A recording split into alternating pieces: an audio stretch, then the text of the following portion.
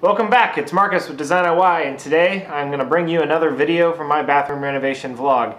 We're going to get into laying cement board, laying tile, and even grouting it by the end of today, so let's get to it.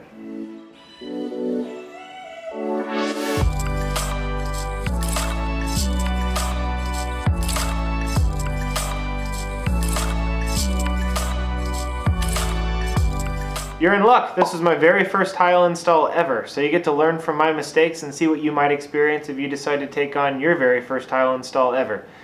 Let's start with a recap of where we're at. We are back for another update with the flooring, and as you can tell, we got a lot done in the meantime. Started our tile walls, going up with the cement board and the niche there. The tub in, lots of rough plumbing for the vanity. Got some of our electrical ran, at least in part.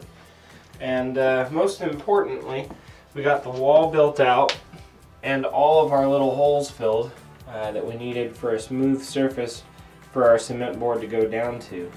So cement board, Marcus, I don't understand. And I'm glad you asked, because this is cement board. It's a board made of cement.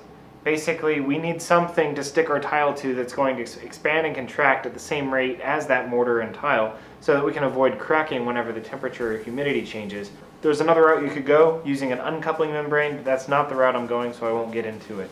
The most important thing for you to note is that it's difficult to cut, but some of the more challenging cuts, like around the toilet flange, I'll show you how we do that. You literally find your center, mark it with a pencil, and then make an X or maybe even a third, fourth line in there across all the way. You literally just take a hammer and you start wailing at it to knock it out. So if you are planning on doing this and that's how you happen across this video, I wanted to go ahead and show you how difficult it is to actually knock out, so you know you're doing it right.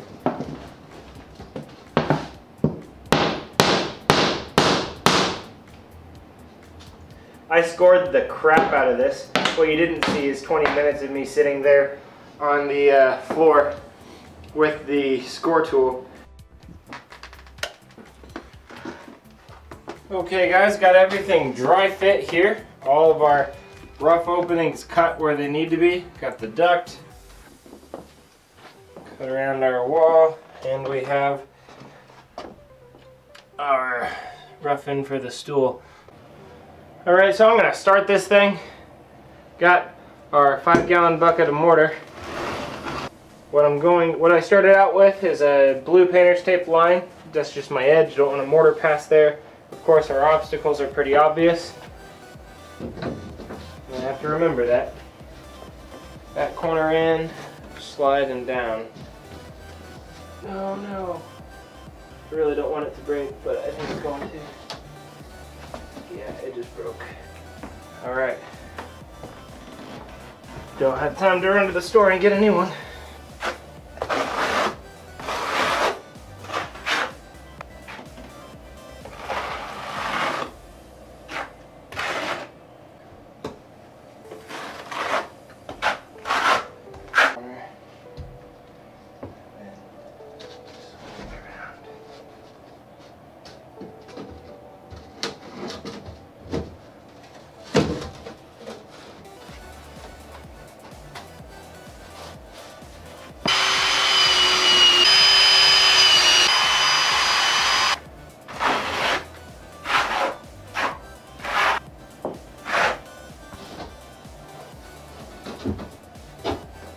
Okay guys, sorry I couldn't video it, I was running out of battery, but long story short is I still have probably a quarter bucket of that thin set, and I went ahead and did all the taping. All the way around here. And I went ahead and did the taping that I could do on the shower surround because I don't have it all up yet. Hey guys, it's that day, it's tile day. So this will be my first tile installation ever, and rather going to be a little bit difficult because I chose a large format tile. Why is large format tile an issue? Well, you have a little bit more forgiveness with the smaller tiles as far as things being a little bit more wavy or a little bit unlevel, and you don't see as much lippage, all of that.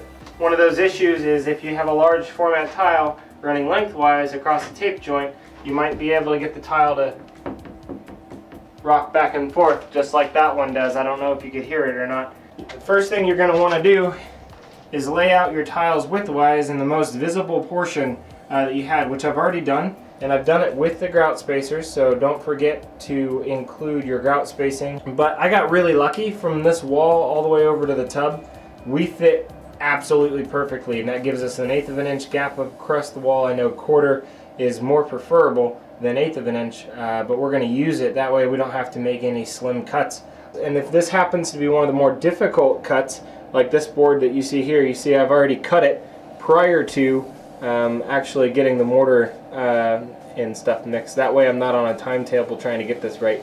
It only took me 2 tiles to get it right, but I ended up using the angle grinder, and I'm extremely happy with the way it got notched out, especially for it being the first tile I've ever cut. This is an easy, messless, noiseless tile cutter. You basically run the blade across it like that and you score it, and then there's this little raised portion in the center that the tile leans back and forth on. So that sits directly below where you score it, and then you just hit the tile on one side and it'll snap it right where you scored it, assuming you scored it enough. So I'm going to be using this for all of our straight cuts. And of course here we have a wet saw. I bought the cheapo because it had the best reviews. It's pretty straightforward. It's the only one I haven't tried out yet. Just got to get some water there for the trough. This is of course our angle grinder, and we have a diamond blade on there. Alright, I can't believe it, but I think I'm ready to go. First tile job ever!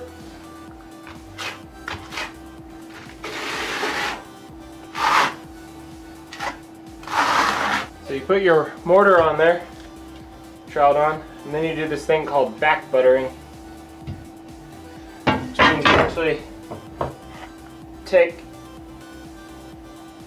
some mortar, and with the flat side of your trowel you actually butter on some mortar. I hope I get a lot better at this in the next 15 minutes. Alright, so first tile we need spacers.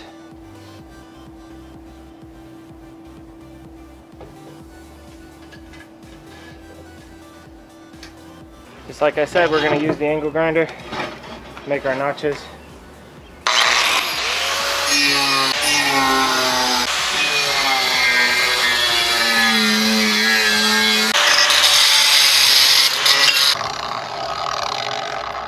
And just like every time I try to work outside, it's now starting to rain. Here we go.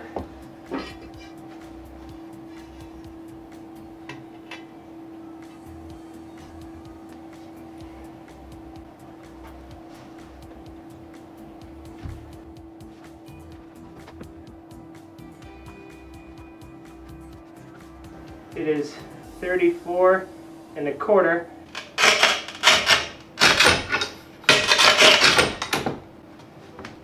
There it goes.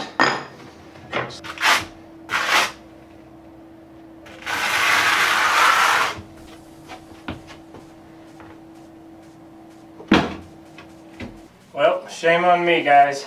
That's as far as I could get before I ran out of mortar. So I went and scraped off as much of the mortar that I could that I had left around. You can see on the edges there, all the way back. But I got quite a bit of mortar on the actual tile. So right now, before it gets all the way dry, I'm going to go back with a sponge and some water on it and just remove all of that so I don't have a headache later. Alright, so at this point it's been a couple of days since we've last taken a look at all this.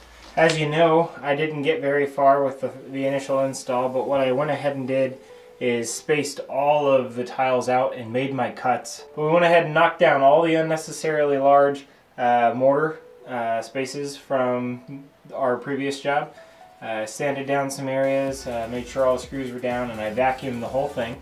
And right now we got our mortar curing downstairs, ready for the second mixing. Hello YouTube, back with a finished tile floor install, except for the grout, so we got to go back and grout it. I'm going to show you what this looks like. All the way through and through. That was a bear to cut. flange. And of course at this point the only thing we had left to do was to grout, and that very quickly became my least favorite thing to do, possibly ever. You basically have a grout float. Grout is basically mortar colored. In my case I was using a fast setting. I highly don't recommend it, and if you're using 1/8 of an inch, make sure it's completely unsanded. It'll go a lot easier. But I was using a hybrid sanded unsanded, and it was fast setting. Set up way too quick. I couldn't film any of it like I was saying.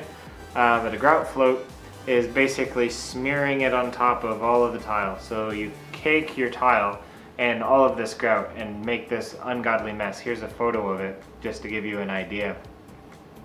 And you're trying to take your grout float at a 45-degree angle and push it across the tile so that it collects into the actual grout joints. And then when you're ready to scrape off the tile, you put it at a 90-degree angle and you collect all of the grout that's left on the surface of the tile with your float. And then you have to let it set up for a little while. You take a grout sponge, which I don't have with me. It's basically a really large sponge, relatively soft. You dip it in water, you wring it out as much as you can because you don't want your weight to be squeezing actual water out on the tile. You just want it to be damp enough to pick up the leftover grout. And you start wiping the surface, but it's a little bit of an acquired taste because the second you wipe it across the surface, that side of the sponge is now dirty, so you have to use all of the clean spots on the sponge without going back, otherwise you're just smearing it all over the place, and then you rinse it out again. And it's like probably 100 or a couple hundred rinses per my little floor area just to get it clean. Then you let it dry off a little while again, you do it again, and you clean it and you clean it and you clean it and you clean it and you clean it and you clean it and you clean it. You can kind of get the picture because then you just keep cleaning it until you just can't clean it anymore. But you want to make sure not to use too much water, otherwise you're digging your grout right back out of your joints. So just want to give you a couple, my 2 cents on the grout process. So tiling, it was a huge undertaking. I learned a ton. Hopefully you learned a little bit in this video. There are so many things that I edited out and so much that I would like to share with you, but just can't because of the length of the video that would be required to show you all that there is to show. But if you have any questions, leave them for me in the comment box below. If you found this video insightful or entertaining in any way, drop a like. It takes 2 seconds.